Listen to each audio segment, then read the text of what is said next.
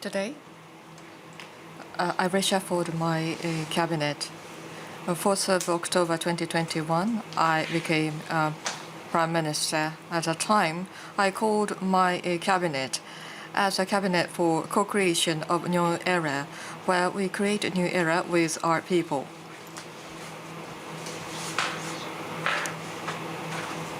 Over the past 2 years, certainly we carefully listened to the voices of our people, and we worked with our people to open up the doors for the new era.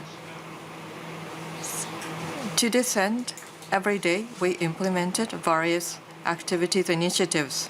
First, we had to fight with the novel coronavirus. In order to restore peace in Japan on a phased manner, we revisited our policies.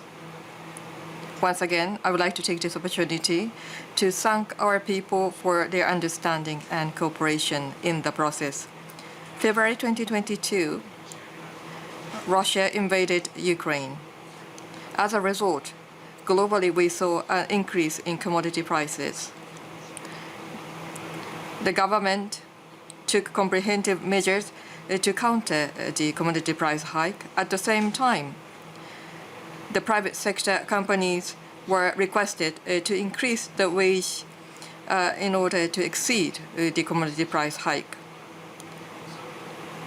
This year's spring wage negotiation resulted in the wage increase of 3.58%, the highest in 30 years. With regard to the minimum wage, the increase was the record high, resulting in the national weighted average of 1,004 yen. In terms of the economic policies, private and public cooperation proceeded in the areas for expanding the domestic investment into the decarbonization and digitalization to achieve the virtuous cycle of growth and distribution. So this is a part of the initiative to achieve the new form of capitalism. Industry's outlook shows that this year the capex will exceed 100 billion yen, breaking the record. In terms of the energy and environmental measures, we also steer towards the new direction. In the midst of the global energy crisis, in order to secure the stable supply of the energy and at the same time trying to achieve the decarbonization and protect the livelihood of the people while creating the economic growth engine. That was what we are trying to do. And we developed a framework to fully utilize the carbon-free power source as well as the carbon pricing system. In the diplomatic front, Russia's aggression in Ukraine threatened the international order, which needs to be free and open under the rule of law. And also the unilateral attempt to change the status quo by force in East China Sea and South China Sea, as well as the threat of North Korea through the nuclear and missile threat is increasing. In order to protect the safety and livelihood of people, we decided to make a fundamental reinforcement of our defense capability. And against this backdrop, in order to enhance our diplomatic capabilities, we are working on the summit-level diplomacy. For example, May this year, we held the G7 Hiroshima summit, and towards the realization of the free and open Indo-Pacific, the G7 countries confirmed that they will be united in this endeavor.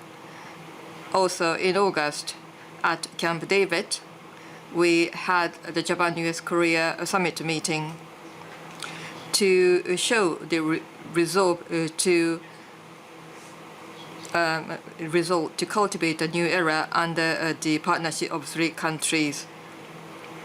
So over the 2 years, the sense of new era was felt steadily in the arena of economy and diplomacy.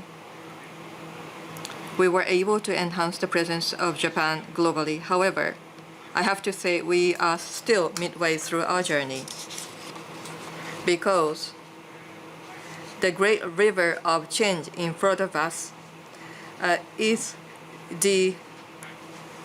once in a millennium change that marks the new era.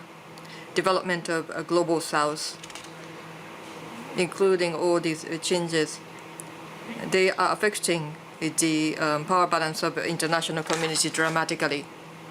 And also the technological changes are accelerating, such as AI advancement, also transition to a decarbonized economy was one of the factors in the changing environment of the global economy. In order to navigate through the great river of change, so that we could relay the baton to the new era to pass on our security and affluence that is needed. So we are not allowed to stop in the face of all these changes. Japan as a country to Japan as a country to transform the changes to power and transform the changes into the opportunities. That is what we need to achieve. We have to work for the reskilling of the employees, and we have to support startup companies, and we have to revitalize the region using the digital technology, and we need to develop the new industry using the decarbonizing technology. And we also need to enrich the policies to support children and child rearing. So we have to see the changes as opportunities. And so we will make an all-out effort to create the power out of changes. We also cannot be intimidated by the global situations changes. Japan needs to play a pivotal role in stabilizing the Indo-Pacific, which is growing, and lead the world. Basically, that is the role wanted by the many of the countries in the world. Japan needs to show its presence to the world, and we need to garner the respect through demonstrating leadership of peace and international cooperation. This cabinet is a cabinet to transform change into power. Our country has the history of transforming changes to the opportunity and opportunities to the power, such as Meiji Restoration and post-war reconstruction. In the face of major changes, many things were felt impossible, such as economic growth and rich society development. But we were able to achieve all these things. So we need to use changes as power to make a breakthrough in the sense of hopelessness. So be it income or livelihood or welfare services or diplomatic relationships. In every area, we need to create a country that the people feel that tomorrow will be a better day. Towards creating such a nation, we will continue to uphold economy, society, and diplomacy and security as the three pillars of our political measures. So to this end, based on that philosophy, we have chosen the new cabinet members with strong execution abilities. So Mr. Matsuno, Chief Cabinet Secretary, will be retained as a central pillar of the government, and also he will continue to work on the abduction issue, which is the top priority issue for this government. In this cabinet, the first pillar would be economy.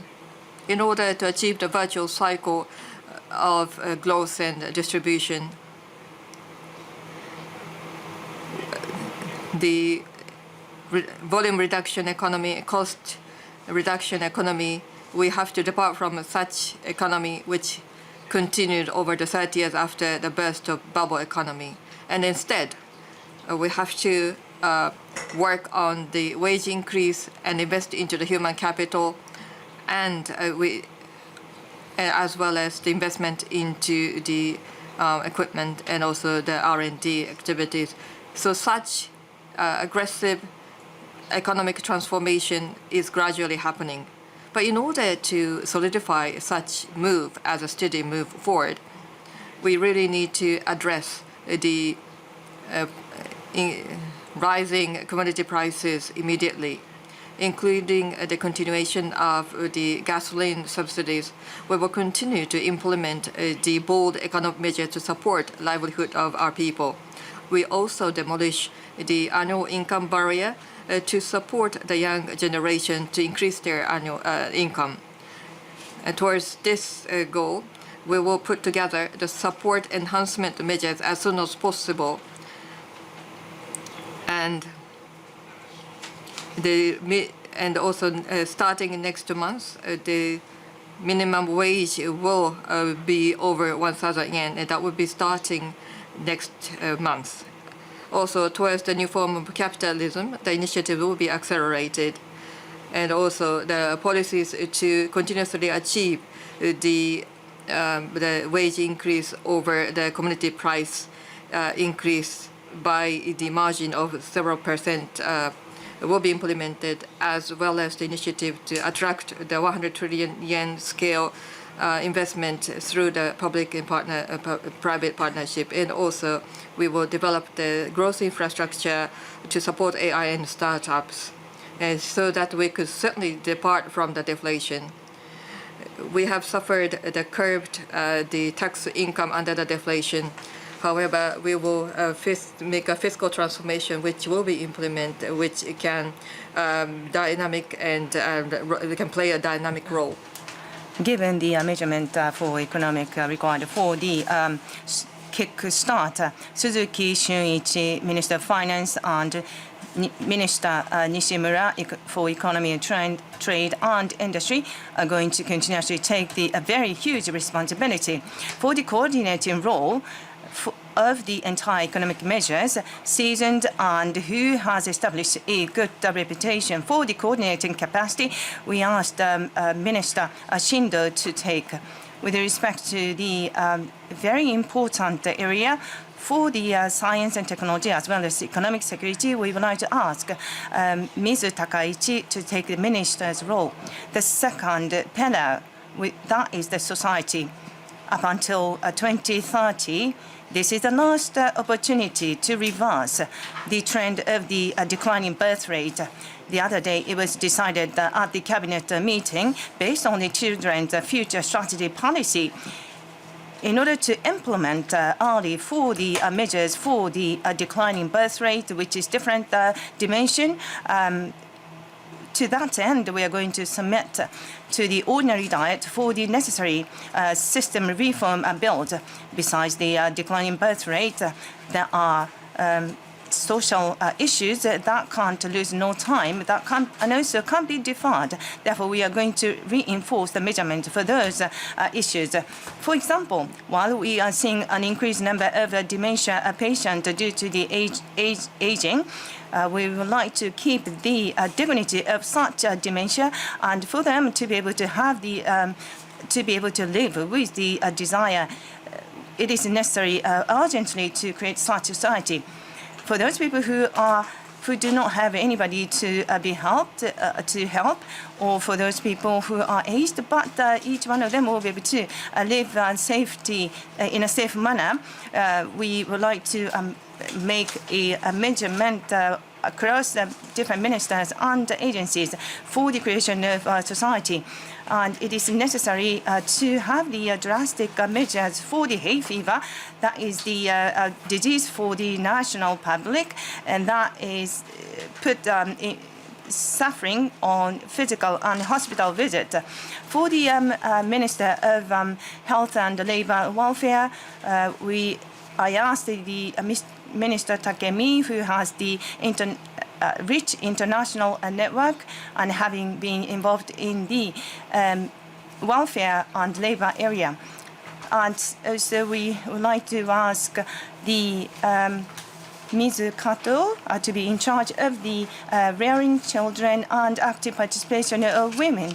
And for the Minister of Reconstruction, Ms. Tsuchiya, she is going to make the best use of the female perceptions, and she's going to be with the disaster-stricken area.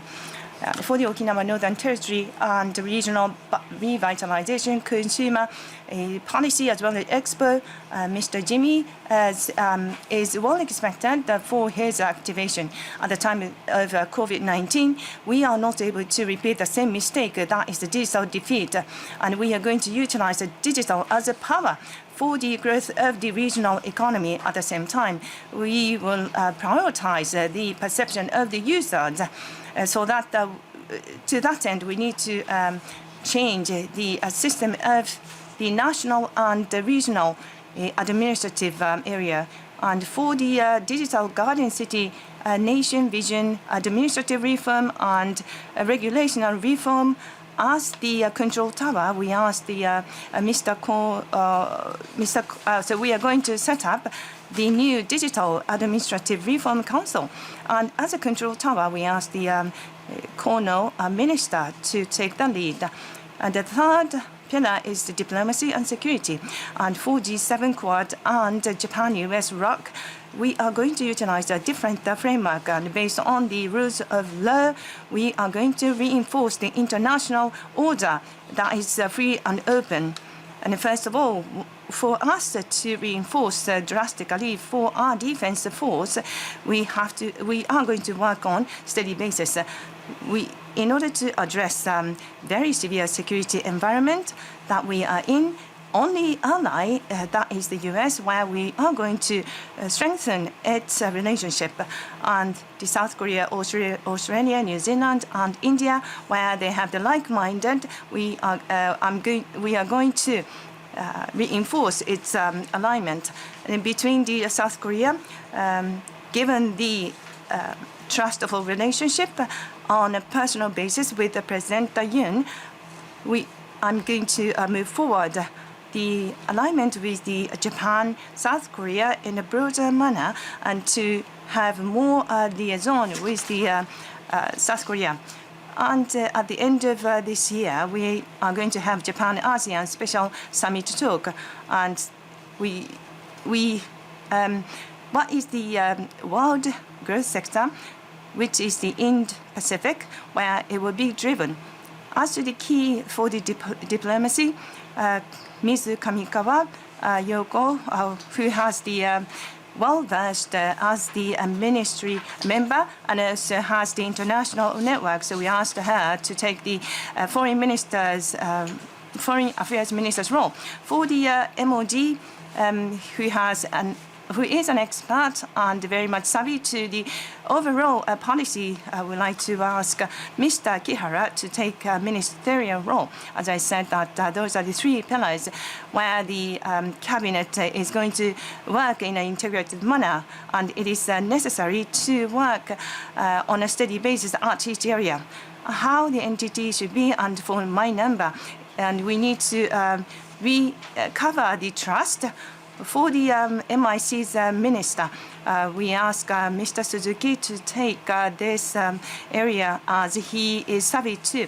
And for the Minister of Justice, we asked the well-versed Mr. Koizumi Ryuji to take the ministerial role, and it should be reliable as to justice to be realized, and he's going to make effort. For next, we asked Mr. Moriyama, who has very much seasoned for the administrative work. He's going to take the role.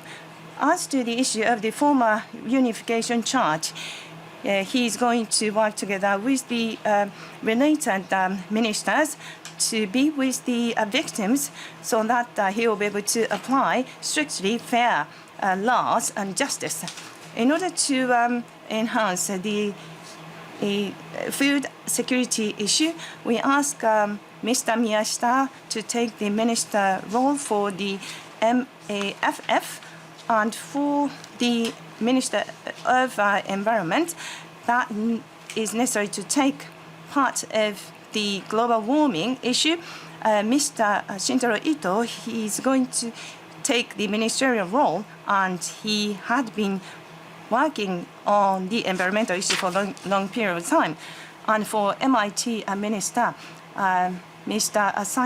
Saito, he is going to take the measurements against the disaster, logistics, and regional transportation and take care of the important issues. For the chairperson of the National Public Safety and Commission and Disaster Prevention, Mr. Matsumura is going to take the ministerial role. Lastly, let me tell you one comment over the former unification charge. On September 9th, against the former unification charge, we notified with the non-criminal fine. And for in the past, we had 7 times for the report and information collection. There are many people who have been working together for the collection, including National Bar Association as well as the former believers. In order to generate a good result on this issue, we will take an all-out effort. And while we are listening to the opinions of the Religious Judicial Persons Council, based on the law, we are going to make the final judgment. And with the government of Japan and the ruling party, there are many challenges that we can't defer. So I'd like to ask the understanding and cooperation of the general public. Thank you. Now we would like to start taking questions from the press. Please raise your hand, and once your name is called, you are allowed to ask one question. We will start from the leading company. Kyodo, please. This is Nakagoki from Kyodo Press. Nakagoki from Kyodo Press. So you mentioned about the economy as a first pillar. In the press conference in India the other day, you mentioned about the economic measures will be developed under the new cabinet. So by when are you going to develop that? And also, will there be any supplementary budget formulated? Or do you have any idea as to whether you are going to have extraordinary diet session? What is the timing? Also, the term for the lower house members is midway. So do you have any idea to dissolve the lower house in autumn? With regard to the economic measures, under the new cabinet, we are going to come up with the bold economic measures supported by the necessary budget, and this will be implemented without delay. This will be given a top priority. By the end of this month, the cabinet members will be instructed to develop the pillars for the economic measures, and through the partnership with the ruling party,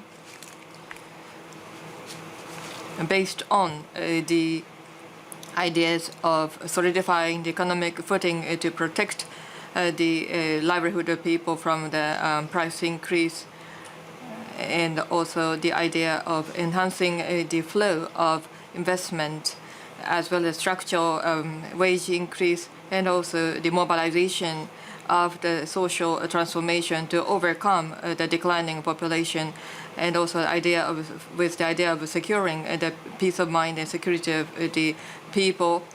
Based on these ideas, we want to put together the measures before the end of next month. With regard to the supplementary budget, after compiling the economic measures, based on the contents of such economic measures, I would like to give instructions in a timely manner. As for other political schedule, well, as you asked, well, I just spoken about developing the bold economic measures and swift implementation. So with that as a priority, we will determine the dates and timing and schedule. So as of now, there is not much more that I could communicate with you on this matter. Thank you.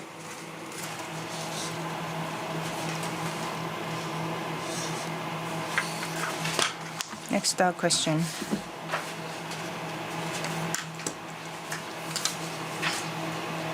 Sugi from Tokyo newspaper. In relation to the defense policy, let me ask questions. There is the basic policy that you had in June. I don't think that it has been decided. as to the securing of the resource of the defense budget. Do you have any idea that the implementation period will be decided at the time of the tax adjustment at the end of the calendar year? It has been discussed among ruling and opposition parties. The three principles on transfer of defense equipment and technology, as well as the operating policy to be revisited as the system. What sort of the revisit is necessary or review is necessary, and by when? In order to reinforce the drastic relief for the defense force, let me tell you the implementation of the tax reform. We have decided at the cabinet ministerial meeting at the end of last year for this framework. Under this basic policy, we will think of the outlook of the budget, the resource of such coffin, including the administrative and finance reform. And the government of Japan is going to take a measurement against the economic landscape as well as the trend of the wage rise. And based on this, we are going to decide on the continuous basis. The government of Japan and ruling party are going to liaise closely in order to make a judgment as to the specific date. As to the discussion that I mentioned, we need to make sure what is going to be developed for the date. It is under the discussion, therefore I can't tell you exactly when it is. With respect to the defense equipment, from Japan's perspective, we have put together the national security strategy. With respect to the transfer of the defense equipment to outside of Japan, in order to make sure the peace and stability in the Indo-Pacific area, it is necessary to create a desirable security environment for us, as well as those countries which have been invaded by those countries which violate the international law. We have to take an important major step for the policy. So from that point of view, whether or not we need to revisit is under discussion. Well, actually, at the working group, such a discussion has started. Since discussion has just started, I can't tell you exactly when, but under the situation of international environment, from the government of Japan, we will make a decision properly. And also, given the changes of the international situation, I would like to ask the working group to move forward. Again, the liaison between the government of Japan and the ruling party is necessary. Please raise your hand if you would like to ask questions and wait for your name to be called. And then proceed to the microphone. Kanichi-san of TBS, please. This is Kanichi from TBS. In your remarks, you talked about three pillars to address, which are diplomacy, security, and society and economy. Those are the three pillars. And you have a cabinet members to address those pillars. With regard to the security and also the security, you are not retaining the previous cabinet member. Why did you not retain for example, Mr. Hayashi? You changed all the relevant cabinet members related to diplomacy and security. With regard to diplomacy, we have a Ministry of Foreign Affairs and also we have a defense minister. They play a very important roles in terms of defense. We also have a leaders diplomacy. That is a very important part as well. I have served as foreign minister for many years, and how the diplomacy should be designed, and the importance of the leaders' meetings in the diplomacy is very important. That's what I learned through the summit meetings. I would like to play a very important role as a prime minister. In addition to that, to support the diplomacy, we need good talents, which we have many in LDP. Certainly, Mr. Hayashi, the former foreign minister, is such a brilliant personnel. But within the ruling party, we have other good talents as well, very competent members. So we would like to give those competent members an opportunity to demonstrate their strengths. So forming the cabinet this way would also conducive to the advancement of the diplomatic activities. From that viewpoint, based on the experience, based on the knowledge, we chose Ms. Kamikawa and Mr. Kihara, and I hope they will do their best. And I will certainly be leading the diplomatic efforts of Japan. Muramatsu of Asahi.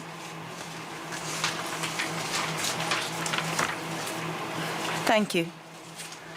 In the beginning of your discussion, you mentioned the former unification charge. But there is the... May I understand it is correct that you are going to ask for the dissolution order for this unification charge? According to this new cabinet reshuffle, there are persons who have some relevance with this former reunification charge. Why have you appointed such person?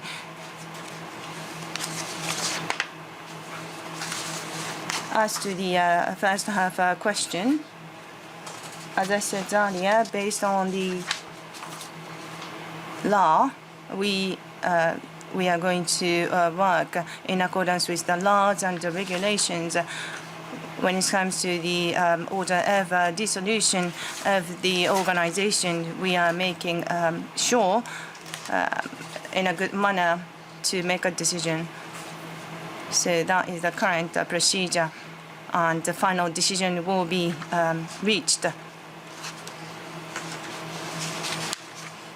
on a continuous basis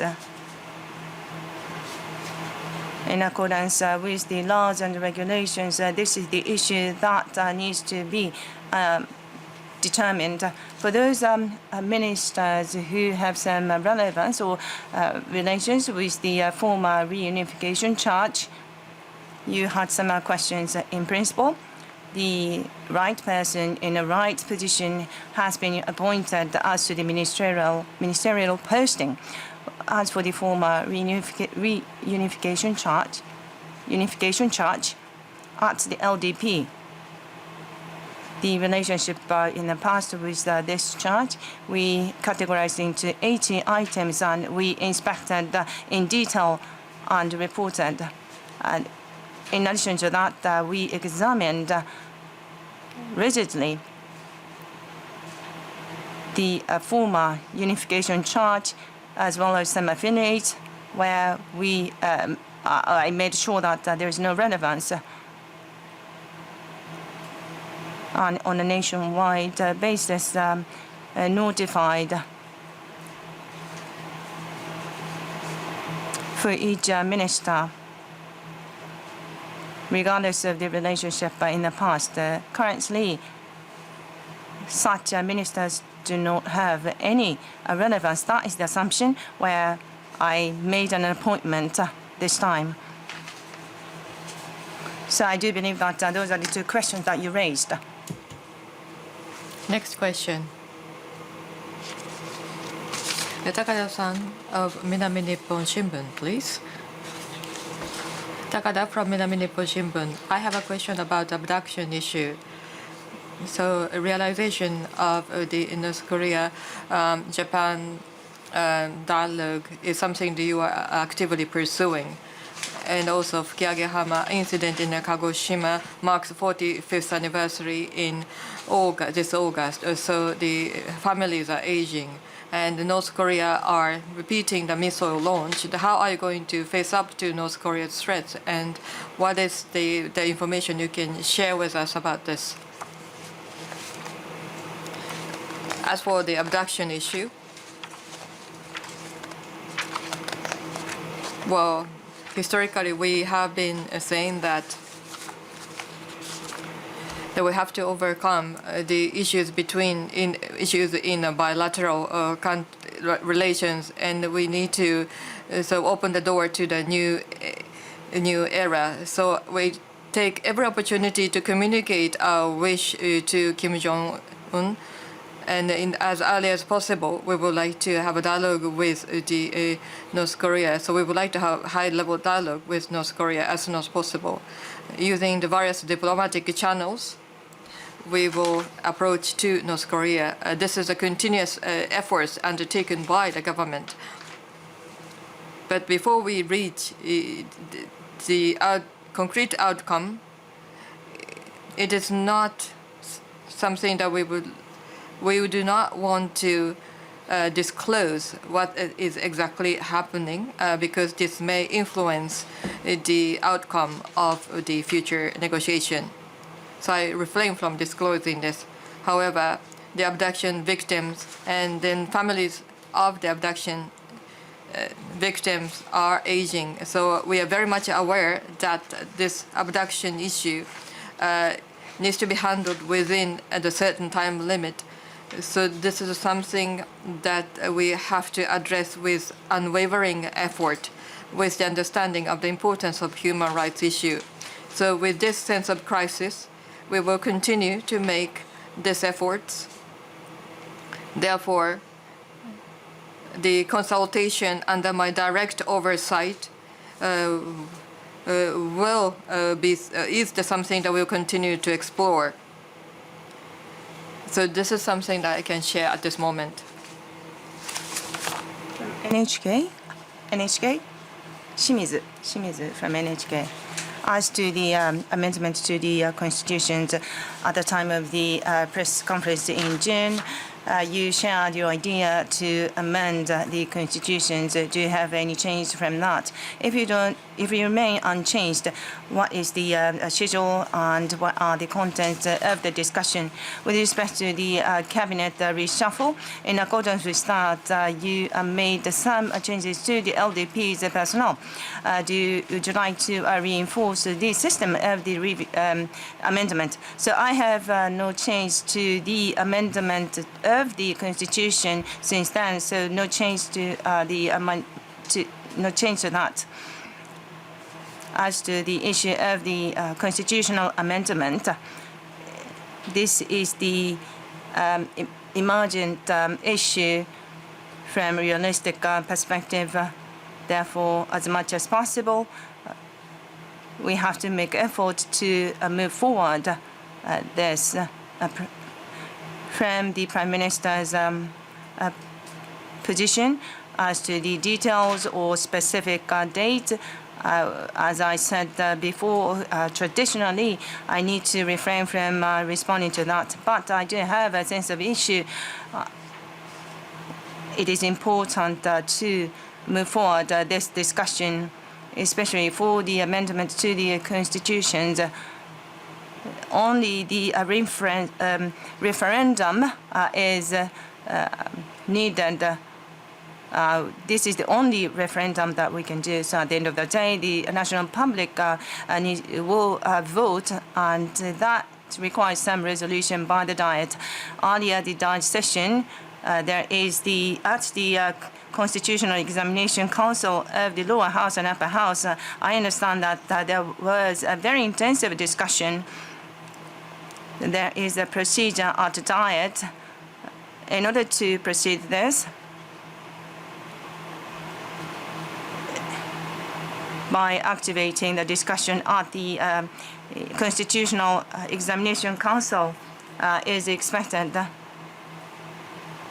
as a determination and commitment from that perspective.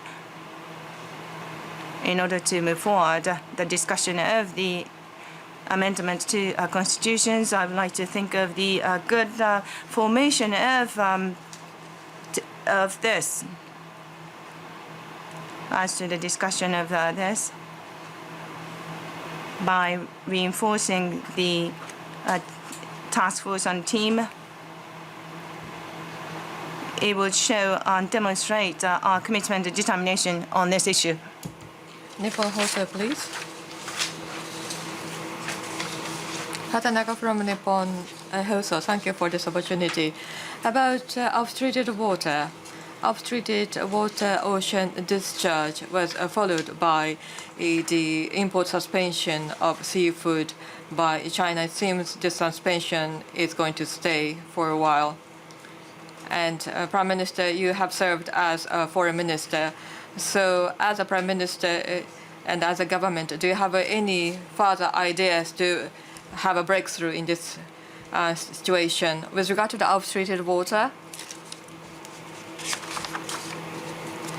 through the partnership with IAEA and with the involvement of IAEA based on the scientific evidence with the high transparency, we are providing meticulous explanation to seek understanding. So this has been the attitude throughout. Through such efforts, many countries have expressed their understanding with regard to the Japanese government's position. However, when it comes to the relationship with China, during the ASEAN summit meeting, Premier Lee and I had a conversation where I directly communicated the positioning of Japan or the Japanese government standing. So with regard to our efforts to provide explanation, this will continue in relation to China, taking the opportunity for bilateral to develop bilateral relations as well as multilateral relationships, and using the opportunities of using the framework, the trade framework such as WTO and RCEP. We will continue to seek the immediate lifting of such suspension on the part of China. And at the same time, we will continue to protect the fishery community, fishery industry in Japan, and 100 billion and 700 million will be spent to implement various measures. And when there should be some damage which needs to be compensated, TEPCO is there to provide compensation. So such framework has been explained to the concerned industry. So from the scientific perspective, we will continue to carefully provide explanation to the relevant parties. And also, at the same time, we will look at the reality, and based on the realistic measures, we will continue to protect our fishery industry so that our firm stance should lead to the peace of mind of the fishery community as well as the Japanese people. We would like to accept that 2 more questions in the interest of time. Fuji Telebi, Sejima. Now I'd like to ask about the appointment of the female. Now, while continuously framework is remained, framework is remained for the female ministers, this is the largest number in the past. While the LDP members of a female is limited, how are you able to realize this active participation of the female? Now, with respect to the Ms. Obuchi, where I appointed as the minister at the LDP, she has been taking a deputy for the chairperson of the LDP's Direct Affairs Committee, as well as the head of the organization. she has a very high capability to operate, as well as she has a she is well versed as to the measurement against the election, and also supporting a very elaborate belief for the candidate. With this in mind, I asked her to take the role of LDP Election Bureau Chief. For the past 10 years, at LDP, we are aspired to reach the ratio of female at LDP for 30%. Therefore, the most prioritized issue is to appoint the female Diet members. For realizing 30% of the female LDP members and Diet members, through the elaborative support on exploring candidates, I would like to ask her to exert her power to full extent. And now, as to the largest number of female ministers to be appointed this time, as to this personnel appointment, I believe that it was decided that based on the right person in the right position. There were some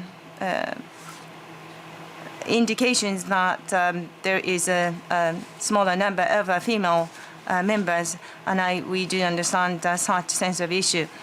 But at the moment, for those female Diet members, everybody has rich experiences and they are well-abled persons. For those female Diet members, as I said earlier, economy, society, and diplomacy, as well as the security, based on those three major pillars in order to proceed such policies. I selected those female Diet members who could be very active in participating the cabinet as a cabinet members and to work. Well, there is some sense because she is a woman, and also one will be able to exert a good sense of the resonance. And with that, I'm expecting them to work well. And finally, Yomiuri Shimbun, please. Ashikaga from Yomiuri Shimbun. Within the LDP, there is an idea of having the Democratic Party for the People in the coalition government. What's your view on that? And also, representative of the Democratic Party for the People, Mr. Tamaki, is saying that he is willing to have bipartisan cooperation if there is a necessary policy. So, can you tell us about the political consultation with the Democratic Party for the Japan under the new cabinet, based on the strong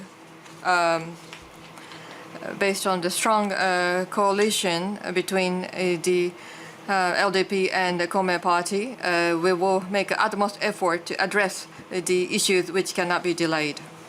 And also, the 4th of September, the LDP and the Kome Party have once again agreed to strengthen the coalition between the two parties. So first and foremost, I believe it is critical that we focus on this coalition between the two parties so that this relationship will bear the fruit. I'm sure that there are different views on this matter. However, as the government of Japan,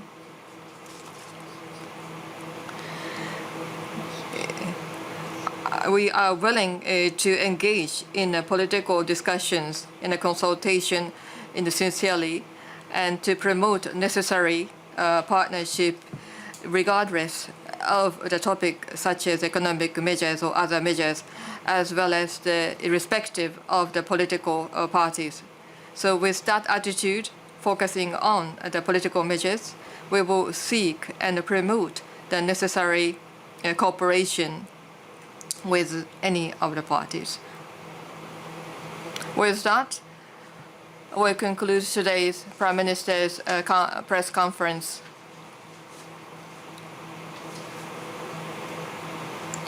We apologize for those whose name were not called. If you have any questions outstanding, please send them to the contact point via email.